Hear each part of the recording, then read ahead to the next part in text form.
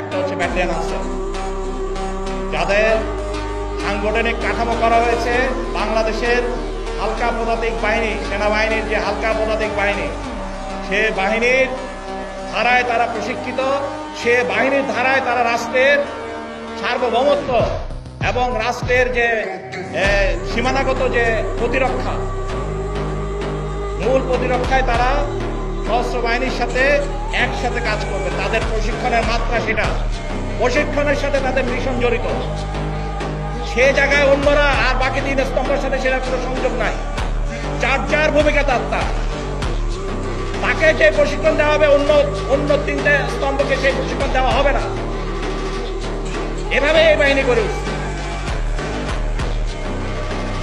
পার্বত্য চট্টগ্রামে সেই 76 সাল থেকে এই সদস্যরা, ব্যাটালিয়ন আনসারের সদস্যরা, তারা ওখানে বাংলাদেশ সেনাবাহিনীর পাশে থেকে যে আমাদের কাউন্টার ইনসার্জেন্সি অপারেশন, সন্ত্রাস দমন অভিযান, ওখানে খুবই নিবিড়ভাবে কাজ করেছে, একইভাবে সেনাবাহিনীর মতো করে।